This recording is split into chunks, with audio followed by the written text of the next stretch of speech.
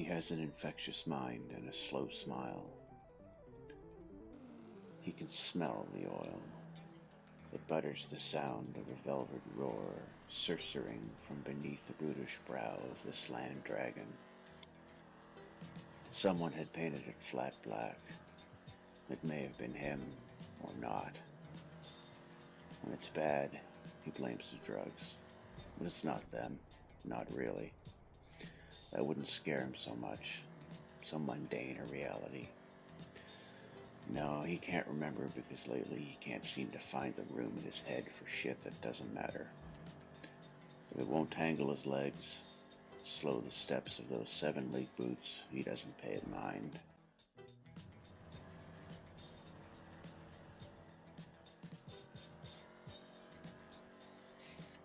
Eyes the gray of sunless sky squint out the window. They flatten the reality they observe, order it and squash its stubborn stiffness into blazing transparency. The distant thunder syncopated drumbeats of the horses sent asunder set to wander the driver's mind.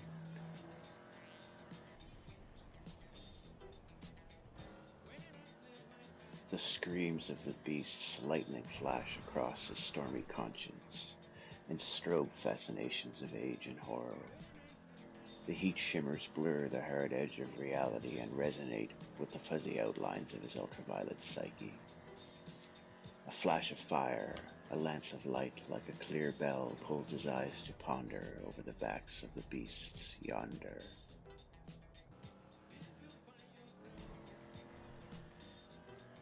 A calloused hand scrapes across the desert scraggle beard. He stinks. The manure doesn't help things and mingles with the burning oil and the sickly sweet miasma. Manure? He's surprised for a moment at the smoothness of the ride. He crinkles his brow, the hand lightly cupping his chin, thinking, almost gone down another rabbit hole. Rubber. It's the rubber that makes it so smooth. A splash of light, scattered from silvered rings, accompanies the adjustment of the mirror. It's just as I thought, he thinks. I had Jesus riding shotgun and the devil in the rearview mirror all along.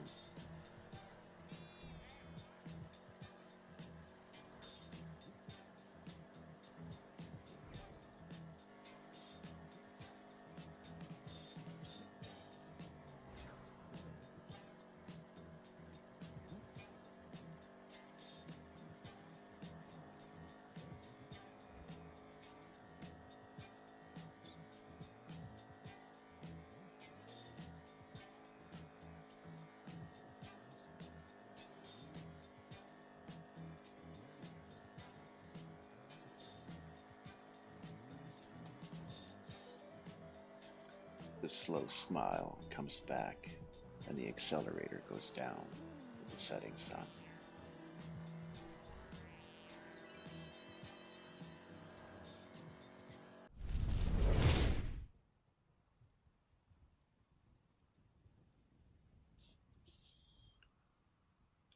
A blue-white coil of smoke slides its way silkenly from the mouth of the pistol, like a soft breath from a lover's mouth.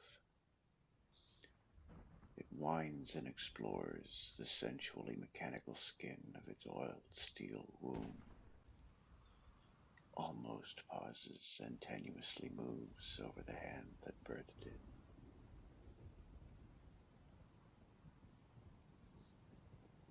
The weapon is warm and alive. It nearly breathes as it speaks its desires slickly and with a gleam to the bones of the one who holds it.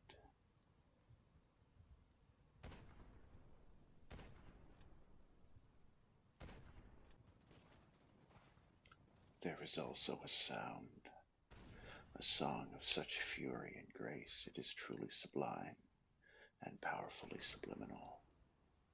A high supersonic ping that rings in the subconscious of warm blood and parting flesh. It is a sound of chromium beauty, a voice of angels held aloft on black wings.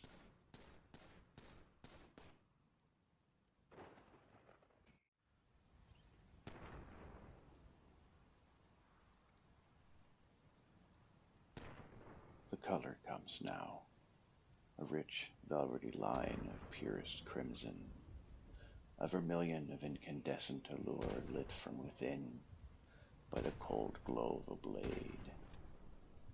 Blood is the river that bears the carol of its sweet kiss.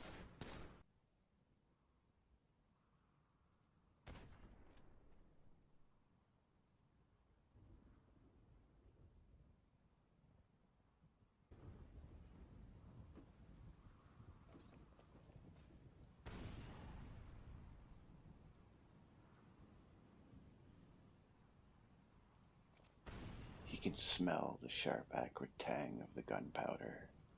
He smells the warm sweetness of the blood delicately slithering from his blade and glittering rubies. His ears hear the wet plip as they spatter onto the thick oriental rug. He can also smell the heavy aroma of the newly dead, scattered and torn about the room.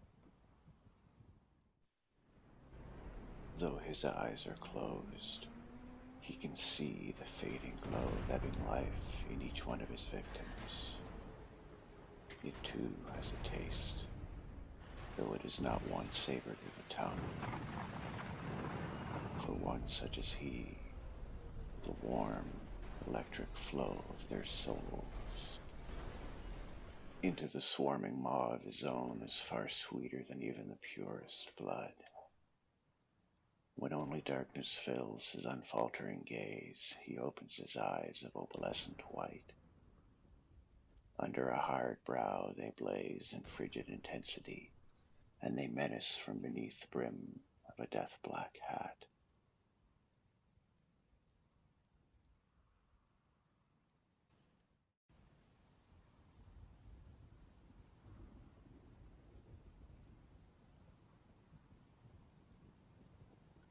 The paladin's hat is pulled low on his head, casting his face into somber shadow.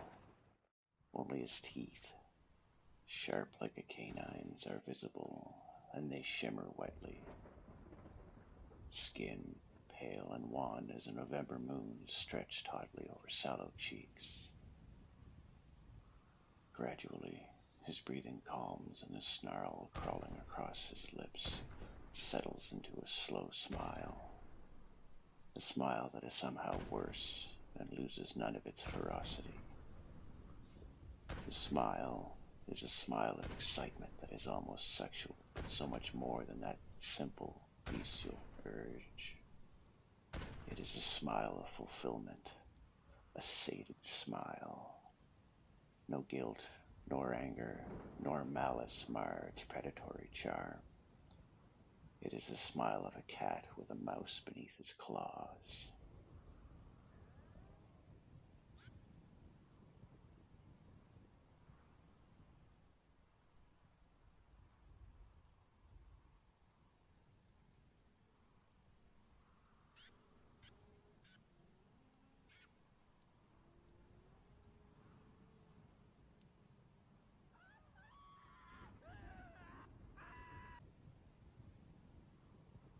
He pads as silent as any cat upon the oaken floorboards, his heavy, thick-soled black boots uttering not a whisper to betray his passage. The first wave crashes fully over him in a squall of color and sound.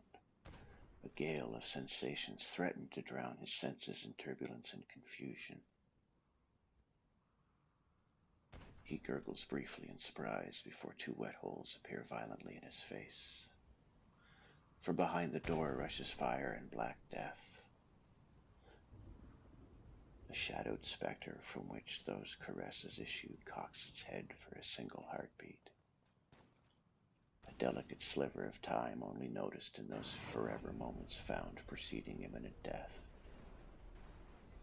Darkness comes before the flash of candlelight along the length of a curved blade fades from the eyes that saw it. so too do the images fade as his vision rejoins itself to perceiving a singularity.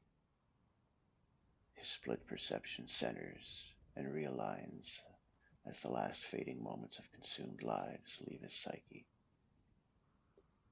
Pinpricks of sensation skitter over his flesh, and his mind's eye follows the crawl and spark of departing energy over his limbs.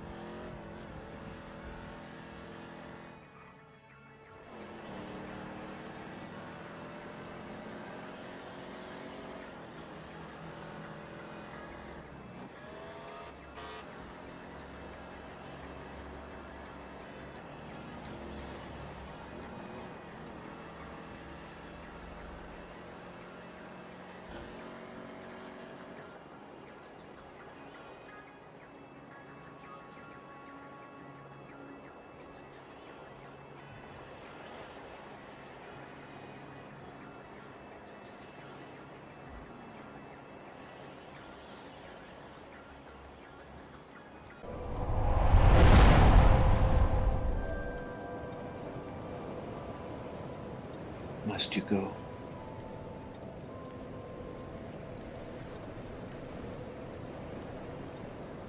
Yes, it is the way of things.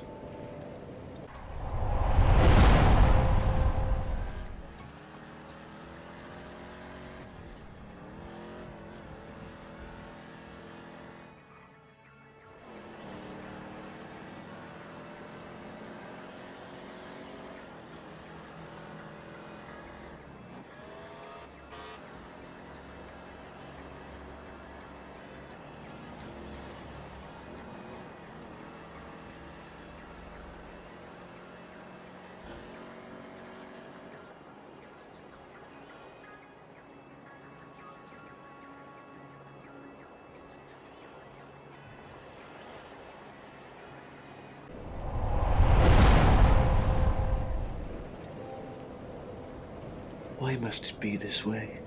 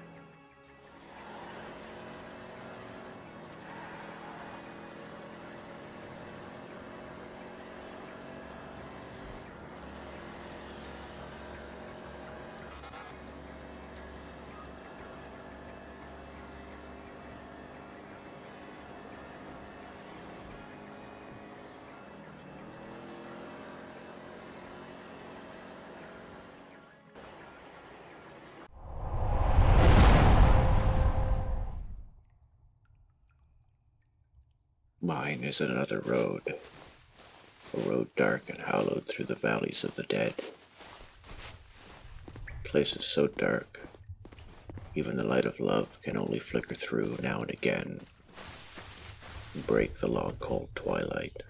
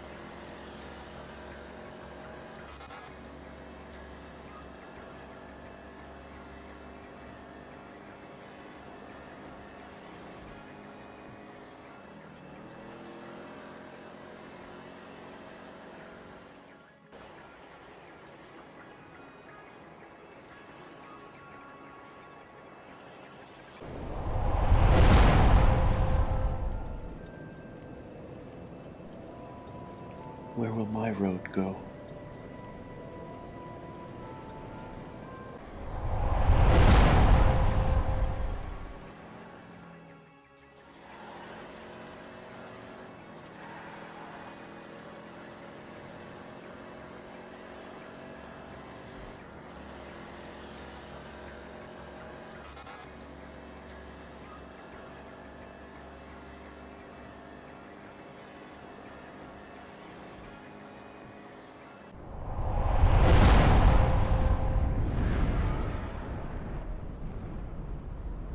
Wherever your 7-league boots will take you.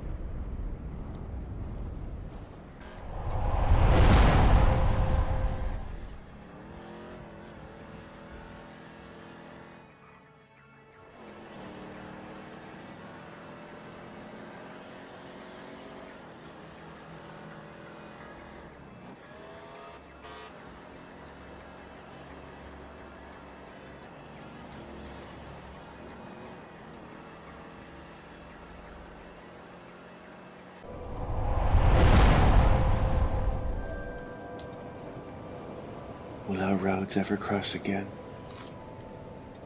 Perhaps. Though because I love you, I pray they never do. Why?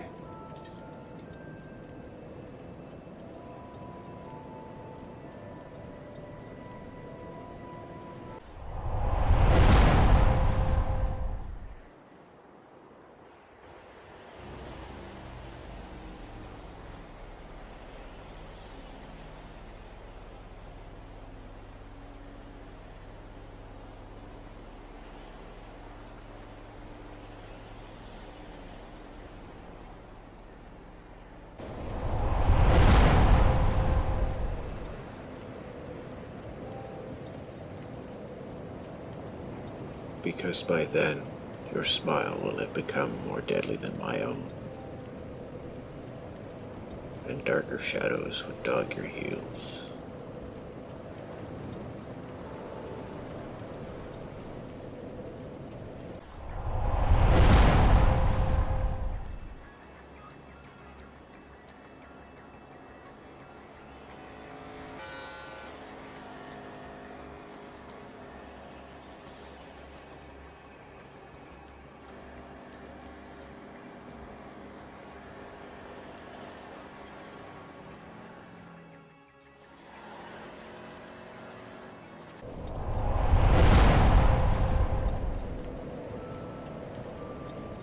And what of your own hounds, then?